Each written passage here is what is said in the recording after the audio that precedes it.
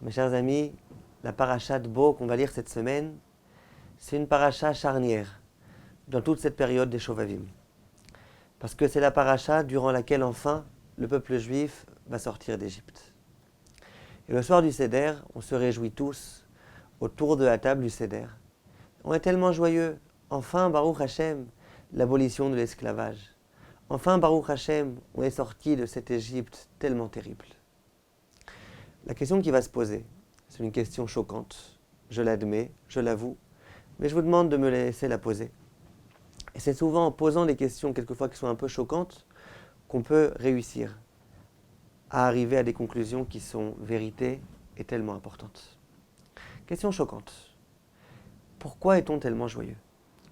On a quitté la maison de Paro, on a quitté cet esclavage insupportable, 24 heures sur 24, mais pourquoi ? Si c'était pour être complètement libre, alors effectivement, jusqu'à présent nous étions serviteurs, et maintenant nous sommes libres. Quelle joie ! Simplement lorsque on va quitter l'Égypte, parce que Akadosh Baruch Hu va décider que nous devenions son peuple, eh bien on va rester des serviteurs. Simplement au lieu d'être les serviteurs de Pharaon, on va devenir les serviteurs de Dieu. Mais finalement, quelle différence ?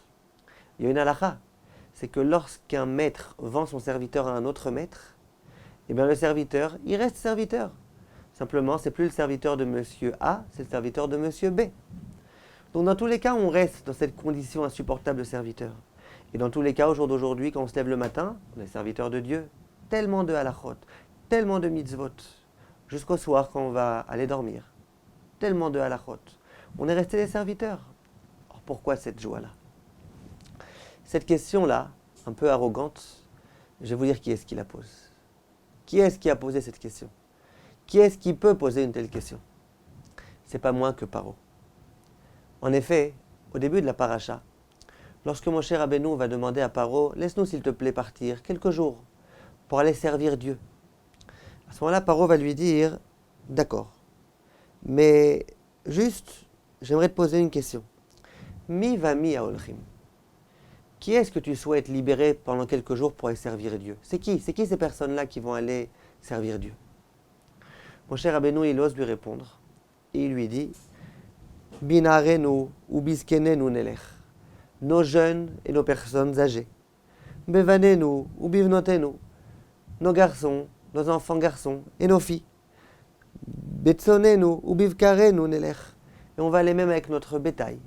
Bref, on veut tous y aller. À ce moment-là, Paro, qu'est-ce qu'il répond ? Écoutez bien, c'est surprenant. Il va dire Lochen, non, je ne suis pas d'accord. Lechuna agevarim, veivdu et Hashem. Que les hommes uniquement aillent pour aller servir Dieu. Pourquoi ? Kiota temevakshim. Parce que c'est justement ça que vous voulez.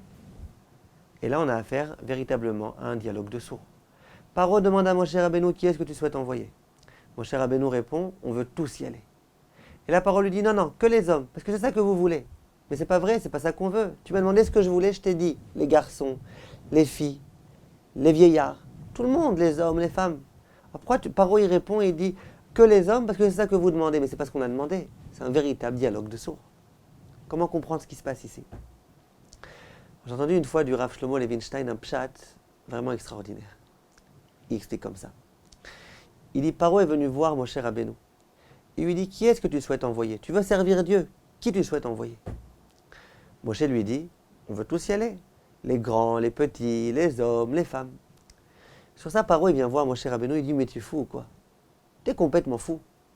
Toi, tu veux quitter maintenant l'Égypte pour aller servir Dieu. Mais servir Dieu, c'est extrêmement difficile. Du matin au lever jusqu'au soir au coucher, c'est difficile.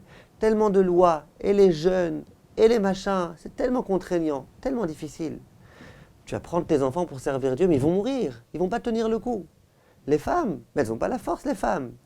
Si vraiment ce que vous voulez, c'est servir Dieu, pas mourir, servir Dieu, alors allez-y que les hommes qui sont vigoureux, les hommes qui ont de la force, que les hommes aillent. Eux, ils pourront peut-être réussir à tenir le coup. Mais les femmes, les enfants, t'es complètement fou, quoi. Ce que Paro dit. Paro dit, allez uniquement les hommes, parce que c'est ça que vous demandez. Si ce que vous demandez, c'est de pouvoir servir Dieu, or servir Dieu, c'est insupportable, or il n'y a que les hommes qui auront la force et qui pourront le faire. C'est ce que je vous ai dit. Cette question-là, cette question qui consiste à dire comment on est tellement joyeux d'être serviteur d'Hachem, pourtant c'est insupportable, c'est Paro qui la pose. Quelle réponse on répond à Paro? Quelle est la réponse qu'il convient d'apporter à un être tellement stupide? Eh bien c'est ce que Moshe Rabbeinu va lui dire. Lorsque Moshe Rabbeinu va lui dire, tu sais, on veut tous y aller, il finit sa phrase en disant, qui rag Hachem lanu. Parce que pour nous, c'est une fête. Pour nous, servir Dieu, c'est synonyme de fête. Pas comme toi tu penses, Paro. Toi tu penses c'est difficile, c'est contraignant, que les hommes, pas du tout. Pour nous, le service d'Hachem, c'est la fête. Et la fête, les enfants doivent aussi venir et participer. Les femmes, tout le monde. Tout le monde est mêlé à la fête. Voilà la grande différence de conception entre Paro et entre le peuple juif. Pour Paro, servir Dieu, c'est une symbolique de difficulté. Pour le juif, servir Dieu, c'est tout le contraire. C'est la fête, c'est la joie, c'est la gaieté. Voilà ce qui se cache ici. Et voilà ce que Moshe Rabbeinu va lui répondre. Ça veut dire que pour le juif, servir Hachem, c'est quelque chose qui réjouit. C'est quelque chose d'extrêmement joyeux. Être serviteur d'Hachem, c'est pas comme être serviteur de Paro. Pourquoi? Quelle différence? La différence est très claire. Paro, il se croyait être un dieu. Il pensait être une divinité. Il était sûr que c'était lui, Dieu. On raconte qu'un jour, dans un asile, il y a le médecin qui entend l'un des fous qui est en train de crier « Je suis le Mashiach, je suis le Mashiach, je suis le Mashiach ». Alors il se dit, il est complètement fou celui-là. Le psychiatre, il rentre rapidement. Il voit deux qui se trouvent dans cette salle-là. Il s'adresse au premier, il dit « Quoi? Qu'est-ce que t'as dit ?» Il dit « J'ai dit que je suis le Mashiach ». Il lui dit « Mais qui t'a dit? Qui t'a dit que t'es le Mashiach ?» Alors le fou, il répond au psychiatre, il lui dit « C'est Dieu. Dieu, il s'adressait à moi. Il m'a dit que je suis le Mashiach. » Et il y a l'autre fou qui est à côté qui s'éclate de rire. Le psychiatre, il se dit, c'est bien, s'il s'éclate de rire, c'est qu'il a commencé à devenir lucide. Il comprend que quelqu'un qui dit qu'il est le Mashiach, c'est que c'est un fou. Alors le psychiatre lui demande, il dit, dis-moi, pourquoi tu rigoles? Et l'autre, mort de rire, il dit, parce que lui, il dit que c'est le Mashiach et que c'est Dieu qui lui a dit. Mais moi, je lui ai rien dit, c'est pas moi qui lui ai dit que c'est le Mashiach. Donc en fait, c'est encore pire. Lui, c'est un fou, ce Paro. Il pensait que c'était Dieu. Et donc, il voulait asservir. Asservir pour qui? Asservir pour asservir. Pour montrer que c'est lui qui décide. Il n'avait aucun intérêt à ce qu'il faisait. Il donnait aux hommes des travaux de femmes, aux femmes des travaux d'hommes, pour les démolir, psychologiquement et moralement. Il leur demandait de construire des édifices gigantesques, dans des endroits où ça allait rapidement, complètement crouler. Ils ont construit, les Juifs, à ce moment-là, des villes. L'une s'appelait Pitom. Dis Rachamim, pourquoi elle s'appelle Pitom? Pitom, ça veut dire en hébreu soudainement. C'est qu'ils construisaient une ville, ils se fatiguaient. Et puis finalement, quand ils avaient tout construit, Pitom, d'un coup, il n'y avait plus rien. Tout était tombé. C'était ça l'intérêt de Paro. Paro, il voulait complètement nous démolir. Or que Hachem, c'est tout l'inverse. Hachem, il a écrit dans le Sefer du Messilat Yesharim, du Rav Moshe Chaim Luzzatto, lorsque Hachem a créé le monde, il a créé les Tiv Imbrouav. Hachem a créé le monde pour le bien des créatures qu'il a créées. Il nous a créés, il voulait notre bien, c'est pour ça qu'il a créé le monde. Toute la Torah magnifique qu'il nous a donnée, c'est pour notre bien, pour qu'on soit joyeux, pour qu'on soit heureux, pour qu'on soit épanoui. C'est pour notre bien. Pour nous, la Torah, c'est la fête. Pour nous, c'est grâce à la Torah qu'on est heureux. Regardez toutes les mitzvot de Ben Adam Lachavero. Quelqu'un est malade, il faut lui rendre visite. Quelqu'un est en deuil, il faut aller le consoler. Quelqu'un a besoin d'argent, il faut lui prêter. Quelqu'un est dans la nécessité, il faut l'aider. Si Hachem, ce qu'il souhaitait, c'était uniquement qu'on le serve, eh ben, il aurait dû y avoir que des mitzvot qui concernent notre lien avec lui. Pourquoi toutes ces mitzvot-là d'entraide les uns avec les autres? C'est qu'Hachem, il veut qu'on soit joyeux. Hachem, il veut qu'on se sente bien. Hachem veut qu'on soit heureux. Il nous a donné une Torah grâce à laquelle, par laquelle et avec laquelle on pourra être heureux, on pourra être serein. Un juif de la Torah, c'est un juif qui ne peut qu'être heureux, qu'être joyeux. Il aura des difficultés quelquefois, mais il sera serein. Il réussira à se construire. Parce que la Torah, pour nous, c'est Chag, c'est une fête. C'est quelque chose qui nous réjouit, qui ne peut que nous réjouir. Et c'est ce qu'on dit dans le Hallel. C'est une phrase que David Amelech a dit. David Amelech a dit « Ani avdecha, Ani avdecha ben amatecha » Je suis ton serviteur. Je suis ton serviteur, fils de ta servante. On s'interroge, pourquoi cette redondance?